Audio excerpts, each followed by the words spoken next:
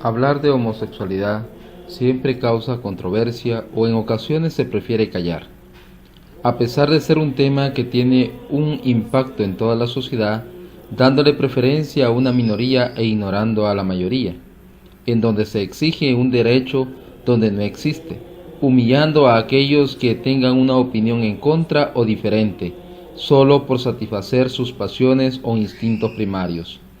En esta ocasión, se tratará el tema desde la perspectiva de la Iglesia Católica y a la luz de la Palabra de Dios, y mostrando con pasajes bíblicos en donde se muestra que por el simple hecho de cambiar el nombre no deja de ser pecado.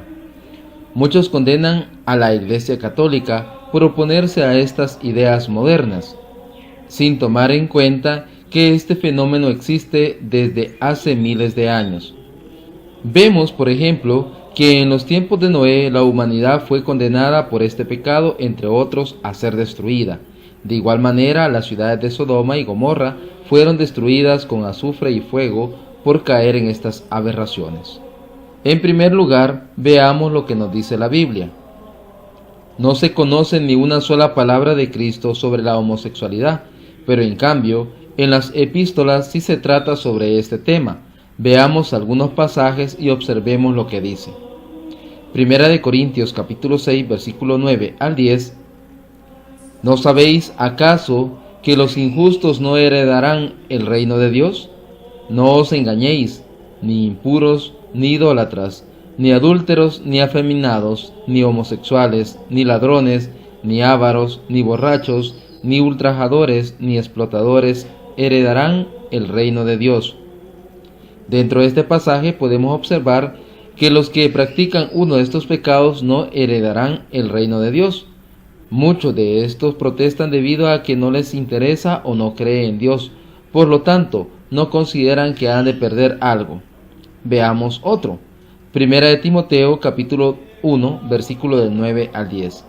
Teniendo bien presente que la ley no ha sido instituida para el justo, sino para los predicadores y rebeldes, para los impíos y pecadores, por los irreligiosos y profanadores, para los parricidas y matricidas, para los asesinos, adúlteros, homosexuales, traficantes de esclavos, mentirosos, pérjuros, y para todo lo que se opone a la sana doctrina.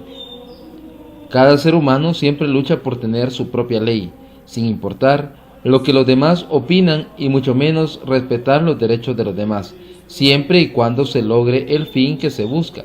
Por ello es creada la ley, para que todos aquellos que no están de acuerdo a vivir conforme a la voluntad de Dios, tengan en cuenta que ha cometido pecados y está fuera de la gracia de Dios. Ahora bien, no les importa si con estos actos están desafiando las leyes de la naturaleza. Han utilizado su cuerpo para funciones para las cuales no han sido creadas, no tomando en cuenta lo que este pasaje nos dice. En efecto, la ira de Dios se revela desde el cielo contra la impiedad e injusticia de los hombres, que aprisiona la verdad en la injusticia, jactándose de sabios, se volvieron necios, y cambiaron la gloria de Dios incorruptible por una representación en forma de hombres corruptibles, de aves, de cuadrúpedos, de reptiles. Por eso Dios los entregó a sus apetencias de su corazón hasta una impureza, tal que deshonraron entre sí sus cuerpos, a ellos que cambiaron la verdad de Dios por la mentira, y adoraron y sirvieron a la criatura en vez del Creador, que es bendito por los siglos. Amén. Por eso los entregó Dios a pasiones infames, pues sus mujeres invirtieron las relaciones naturales por otras contra la naturaleza. Igualmente los hombres, abandonando el uso natural de la mujer, se abrazaron en deseos los unos por los otros, cometiendo la infamia de hombre con hombre, recibiendo en sí mismos el pago merecido por su extravío. Y como no tuvieron a bien guardar el verdadero conocimiento de Dios, los entregó a su mente insensata para que hicieran lo que no conviene. Esto lo podemos encontrar en la carta a los Romanos capítulo 1, versículo 18 y versículo del 22 al 28. En este pasaje trata directamente el homosexualismo, tanto del hombre como la mujer, que es conocido como lesbianismo, condenando los actos que claramente se muestran en contra del orden natural de las personas. No cabe duda que San Pablo considera los actos homosexuales como perversiones del orden natural, instituido por Dios en la existencia humana.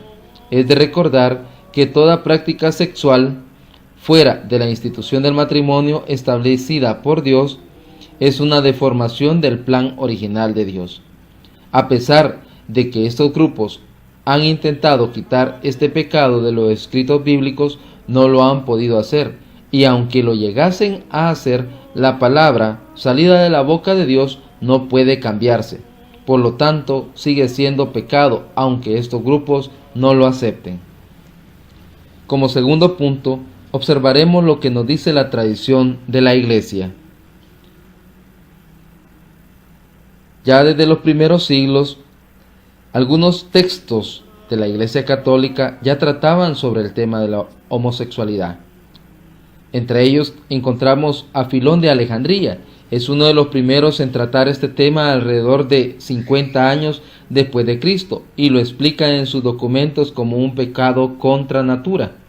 También San Agustín, en su escrito Confesiones, en el libro 3, capítulo 8, dice: pero, ¿acaso podrá señalarse algún tiempo o lugar donde se tenga por malo o se dé por cosa injusta el amar a Dios de todo corazón, con todo el alma y con todas sus potencias, y el amar cada uno a su prójimo como a sí mismo? Por eso todas aquellas maldades que son contra la naturaleza, en todas las partes y en todos tiempos, son abominables y dignas de castigo, como lo fueron las de los habitantes de Sodoma.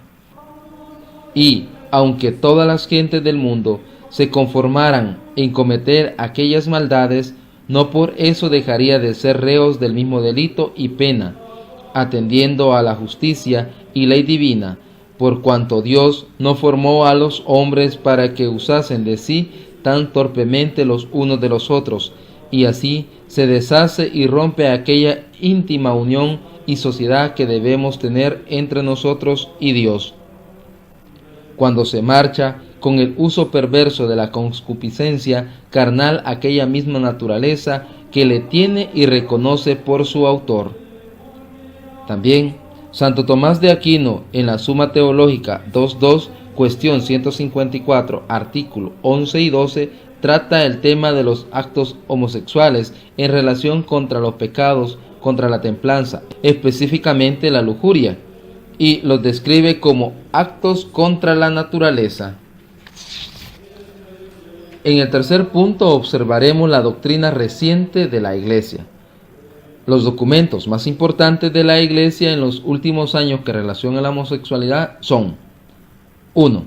La Declaración Persona Humana sobre determinadas cuestiones de ética sexual de la Congregación de la Doctrina de la Fe del 29 de diciembre de 1975. Afirma que todos los actos homosexuales van contra la naturaleza y son gravemente pecaminosos. El documento distingue entre homosexuales de tendencia y homosexuales incurables, cuya culpabilidad debe ser juzgada con prudencia. Esta declaración suscitó una gran polémica entre los teólogos. 2.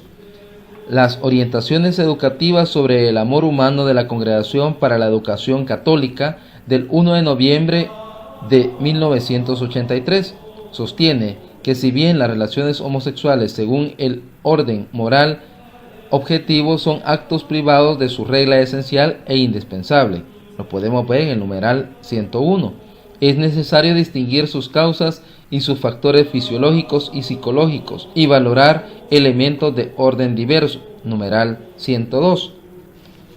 3. La carta a los obispos de la Iglesia Católica sobre el cuidado pastoral de las personas homosexuales de la Congregación de la Doctrina de la Fe del 1 de octubre de 1986. Hace una distinción entre comportamiento homosexual y tendencia homosexual y reafirma el juicio negativo en el plano objetivo del comportamiento homosexual, calificándolo de intrínsecamente malo. La tendencia homosexual, aunque no es en sí un pecado, sí es objetivamente desordenada. Numeral 3. Pide un programa pastoral auténtico que ayude a las personas homosexuales en todos los niveles de su vida espiritual y se deplora toda violencia o falta de respeto por su dignidad como personas. La misma Congregación de la Doctrina de la Fe, el 24 de septiembre de 1992, publicó en Le Observer Romano, página 8, algunas consideraciones como respuesta a las propuestas de ley sobre la no discriminación de las personas homosexuales, en la que repite que la homosexualidad es un desorden objetivo y que no se puede admitir un derecho a la homosexualidad. 4. El Catecismo Universal de la Iglesia Católica, aprobada el 11 de octubre de 1992 por San Juan Pablo II, afirma que los actos homosexuales son intrínsecamente desordenados, numeral 2357, pero que las personas con tendencias homosexuales instintivas deben ser acogidas con respeto, compasión y delicadeza, numeral 2358, y también ellas están llamadas a la castidad y a la perfección cristiana, numeral 3359. 5. El documento Sexualidad Humana, Verdad y Significado, Orientaciones Educativas en Familia, del Pontificio Consejo para la Familia del 8 de diciembre de 1995, afirma que los actos homosexuales son intrínsecamente desordenados y contrarios a la ley natural, y que, para la mayoría de las personas con tendencias homosexuales, tal condición constituye una prueba, contempla la posibilidad de una terapia y pide respeto y no discriminar a las personas homosexuales. Numeral 104. 6. El parecer sobre la ordenación de las personas homosexuales de la Congregación para el Culto Divino del 16 de mayo del 2002 sostiene que la ordenación al diaconado o presbiterado de hombres homosexuales o con tendencia homosexual es absolutamente desaconsejable e imprudente, y desde el punto de vista pastoral muy arriesgada. Una persona así no es idónea para recibir el sacramento del orden sagrado. La Iglesia enseña el primado de la persona humana sobre la sexualidad. Dios creó al hombre a su imagen, a imagen de Dios los creó, varón y hembra los creó. Génesis 1:27. No se puede olvidar que en el ámbito de lo humano la unidad está primero que la diferencia, en el sentido de que es mucho más lo que el hombre y mujer comparten en común que lo diferencia. Lo humano aparece desde el comienzo como la unidad en la que se realiza la diferencia. De lo anterior, se deduce que la primera vocación de la persona humana, por ser creada a imagen de Dios, es responder a ese acto de amor creativo de Dios, manifestado más tarde como filiación divina, o en otras palabras, responder a la vocación a la santidad. Lumen Gentium número 40, de la cual ninguno está excluido, sea heterosexual u homosexual, hombre o mujer, enfermo o sano, como tampoco nadie está exonerado de la ley moral, natural y evangélica, norma suprema de la vida humana. Dignitares Humanae número 3, que es la guía para la vocación a la santidad y que se convierte en exigencia de libertad. Creado a imagen y semejanza de Dios, el ser humano fue creado hombre y mujer. La sexualidad se presenta como constitutivo esencial de la persona humana, creada por Dios. Orientaciones educativas sobre el amor humano, número 4, y por lo tanto participa de la dignidad de los valores y los atributos de ésta. La sexualidad llega a ser entonces don y acogida del otro, Gaudium et Spes número 49, y de esta manera el cuerpo reviste un profundo sentido comunicativo, llega a ser lenguaje del amor, signo sacramental de la comunicación de los esposos, en palabras de San Juan Pablo II, 1983, numerales 43 y 44. Mediante la recíproca donación matrimonial, los cónyuges cooperan con Dios en la transmisión de la vida, Para los bautizados, esta revelación única ha sido elevada por Cristo a la dignidad de sacramento, y de este modo se comprende la grandeza de la vocación cristiana a la paternidad y a la maternidad. Lo anterior no quiere decir que una persona homosexual no pueda tener una fuerte vida espiritual y servir al prójimo, es decir, responder a su vocación a la santidad. Lo puede y lo debe hacer. La Iglesia lo invita a ello y da las normas pastorales para que se facilite el camino.